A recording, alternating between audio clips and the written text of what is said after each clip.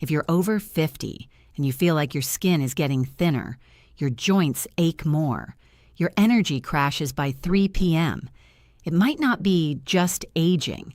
Some of the foods sitting in your kitchen right now could be speeding up the clock, even foods you think are healthy. Stay with me. I'm going to show you exactly which ones and what to eat instead. Let me explain something most doctors never take the time to explain. After 50, your body changes in ways that go far beyond wrinkles or gray hair. Your hormones shift, estrogen drops, and estrogen isn't just about periods and fertility. It actually protects your skin, your bones, your heart, and even your brain. When it drops, your body loses some of its natural defense system. At the same time, your metabolism slows down. Your body doesn't process sugar and fat the way it used to in your 30s, and your cells naturally develop more inflammation, what doctors sometimes call inflammaging. It's a mix of the words inflammation and aging, and it's a real thing. Here's what this means for you in simple terms. The same foods you ate in your 20s or 30s without any problem can now quietly work against you.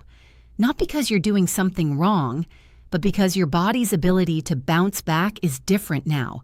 This is not about fear, this is about awareness.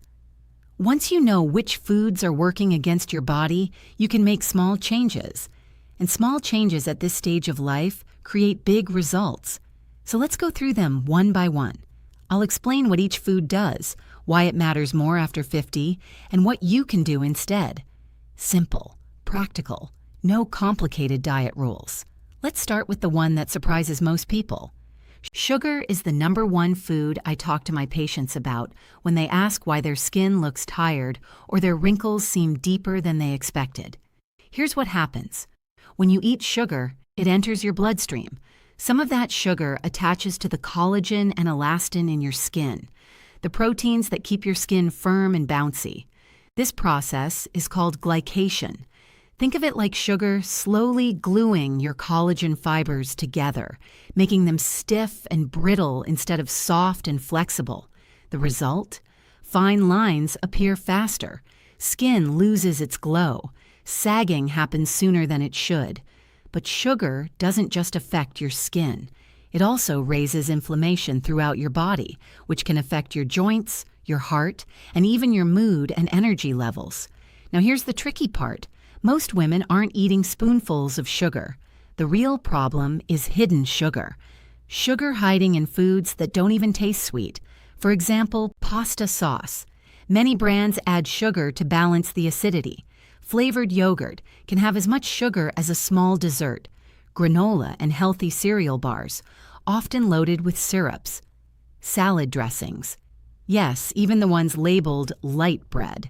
Some breads add sugar for taste and shelf life. So what can you do instead? You don't need to eliminate sugar completely. That's not realistic, and honestly, it's not necessary. Instead, start reading labels. If sugar is in the first 3 ingredients, that's a red flag. Choose plain yogurt and add your own fruit for natural sweetness. Make your own salad dressing with olive oil, lemon, and herbs. It takes 2 minutes. And if you want something sweet, choose whole fruit instead of packaged snacks. The fiber in fruit slows down sugar absorption, so it doesn't hit your body the same way. Small shifts like this can make a real difference in how your skin looks and how your body feels, without turning your whole diet upside down. Now let's talk about something closely connected to sugar: refined carbs, white bread, white rice, regular pasta, crackers, pastries. These are what we call refined carbs, and after 50, they behave differently in your body than they did when you were younger. Here's why. Refined carbs are stripped of their fiber during processing. Without fiber, your body breaks them down into sugar very quickly. This causes a spike in blood sugar, followed by a crash. That crash is often what causes the tired, foggy feeling many women describe in the afternoon. But there's something else happening too. After 50, especially after menopause, your body tends to store more fat around the belly area, even if your weight on the scale doesn't change much. Refined carbs make this worse because those constant blood sugar spikes encourage fat storage, particularly around the midsection. And it doesn't stop there. Repeated blood sugar spikes also contribute to inflammation, which, as we talked about, affects your skin, joints, and energy. Many of my patients tell me, "I eat healthy. I don't understand why I still feel tired and bloated." And when we look closely at their meals, the pattern is always the same: white rice at lunch, crackers as a snack, pasta for dinner. All refined carbs, all day without realizing it. Here's the good news. You don't have to give up carbs. You just need to choose smarter ones. Swap white rice for brown rice or quinoa. Choose whole grain or sourdough bread instead of white bread. Try lentil or chickpea pasta instead of regular pasta. It has more fiber and protein, so it keeps you full longer. And if you love potatoes, keep the skin on. That's where a lot of the fiber is. These aren't extreme changes. They're simple swaps that give your body steadier energy and reduce that inflammation working against you. Next, let's talk about a food group that affects your joints more than people realize. If you've noticed more joint stiffness, achiness, or your skin looking dull lately, fried and processed foods could be part of the reason. When oils are heated to high temperatures, especially the same oil used over and over like in fast food restaurants, they create harmful compounds and trans fats. These are known to increase oxidative stress in your body. Oxidative stress is basically like rust forming inside your cells. It damages tissue over time, including the cartilage in your joints and collagen in your skin. This is why fried foods are often linked to joint pain and stiffness, especially in women over 50 who may already be dealing with lower estrogen levels, which, remember, was protecting your joints and connective tissue. Processed foods carry a similar problem. Packaged snacks, frozen meals, chips, and fast food are often cooked in these unhealthy oils and also contain preservatives and artificial ingredients that increase inflammation. The tricky part is that fried and processed foods don't just affect you on the day you eat them. The inflammation they cause can linger, which is why some women notice they feel puffier or more sluggish the day after eating this way, even if they don't connect the two. So what can you do instead? You don't need to swear off fries forever. Instead, shift the balance. Try baking or air frying at home using healthy oils like olive oil or avocado oil. If you're eating out, choose grilled, roasted, or steamed options more often than fried. And when you do treat yourself, pair it with foods that fight inflammation, like leafy greens or berries, to help balance things out. Small, realistic changes. Not restriction, balance. Now let's talk about something many women don't think twice about. Salt. Salt itself isn't the enemy. Your body actually needs some sodium to function. The problem is how much we're getting and where it's hiding. After 50, your body becomes more sensitive to sodium. This means excess salt can raise blood pressure more easily than it did when you were younger. High blood pressure puts extra strain on your heart and blood vessels, and it can also cause bloating and water retention, which many women notice, especially around the belly and fingers. But here's something that surprises most of my patients. Salt is also connected to bone health. Excess sodium can cause your body to lose calcium through urine. And after menopause, your bones are already more vulnerable to losing density. So too much salt over time can quietly contribute to weaker bones, something you really want to protect at this stage of life. Now, where is most of this salt coming from?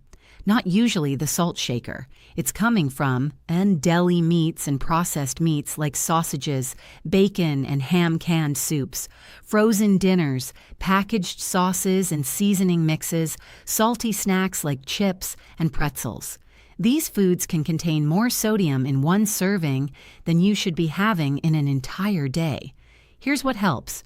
Choose fresh or frozen plain vegetables instead of canned ones, or rinse canned vegetables before eating them. Season your food with herbs, garlic, lemon, and spices instead of salt-heavy seasoning blends. And if you enjoy deli meat, choose lower sodium versions or fresh roasted chicken or turkey instead. Your taste buds adjust faster than you'd expect. Within a couple of weeks of cutting back, naturally salty foods start to taste too salty. That's a good sign your palate is resetting. Now let's talk about something that's a bit more emotional for a lot of women to hear: alcohol. I want to be gentle here, because I know this one can feel personal. I'm not here to tell you to never enjoy a glass of wine again, but I do want you to understand what's actually happening in your body, so you can make an informed choice. After 50, your body processes alcohol differently than it did in your 30s or 40s. Your liver function naturally slows down a bit, so alcohol stays in your system longer. This means the same glass of wine that never bothered you before might now leave you feeling more tired, foggy, or dehydrated the next day. Alcohol also disrupts your hormones. It can interfere with estrogen and progesterone balance, which are already fluctuating during and after menopause. This can make hot flashes, mood swings, and sleep issues worse. And speaking of sleep, alcohol might help you fall asleep faster, but it actually reduces the quality of your deep sleep. Since deep sleep is when your body repairs itself and produces collagen, poor sleep from alcohol can directly affect how tired your skin looks. There's also the dehydration factor. Alcohol pulls water out of your skin, which can make fine lines more noticeable the next day. I'm not saying cut it out completely if you enjoy it. I'm saying be mindful. Notice how your body responds. Maybe that means having alcohol a few times a week instead of daily. Maybe it means drinking a full glass of water between drinks. Maybe it means choosing a lower alcohol wine. The goal isn't perfection. The goal is awareness. So you can make choices that align with how you want to feel, not just today, but tomorrow too. Now that we've gone through the 5 foods to watch out for, let's talk about the part I actually enjoy the most: what you can eat to work in your favor. I don't want you to walk away from this video feeling like you have to avoid everything. That's not realistic, and honestly, it's not healthy either. Instead, I want to give you a simple way to think about your plate that supports your skin, your joints, your hormones, and your energy. Here's what I recommend focusing on: colorful vegetables and fruits. Berries, leafy greens, tomatoes, and bell peppers are full of antioxidants that fight the oxidative stress we talked about earlier. Aim to make half your plate colorful at most meals. Healthy fats. Olive oil, avocado, nuts, and seeds support your skin's elasticity and help your body absorb important vitamins. They also help balance hormones. Protein at every meal. After 50, your body needs more protein to maintain muscle mass, which naturally declines with age. Eggs, fish, chicken, beans, and lentils are great options. Protein also supports collagen production. Fatty fish like salmon or sardines. These are rich in omega-3s, which reduce inflammation and support brain health and skin hydration. Fiber-rich whole grains, quinoa, oats, and brown rice help stabilize blood sugar and support gut health, which is closely connected to how your skin looks and how your immune system functions. Water, more than you think. As we age, our sense of thirst decreases, so you might be more dehydrated than you realize. Dehydration shows up quickly in the skin, causing it to look dull and emphasizing fine lines. Fermented foods like plain yogurt, kefir, or sauerkraut support your gut bacteria, which plays a bigger role in inflammation and aging than most people realize. You don't need to overhaul your entire diet overnight. Start by adding 1 or 2 of these each day. Add berries to your breakfast. Swap 1 processed snack for a handful of nuts. Add a side salad to dinner. These small additions, over time, add up to real, visible change. Remember, this isn't about eating perfectly. It's about eating in a way that works with your body at this stage of life, instead of against it. Here's what I want you to take away from everything we talked about today. Aging is not something you can stop. And honestly, you shouldn't want to. Every year, every wrinkle, every gray hair tells a story of a life you've lived. But how you age, how energetic you feel, how your skin looks, how your joints move, a lot of that is still in your hands. You don't need to be perfect. You don't need to give up everything you enjoy. You just need to understand your body a little better and make small choices that support it instead of working against it. Your body has taken care of you for over 50 years. Now it's your turn to take care of it. One meal, one small choice at a time.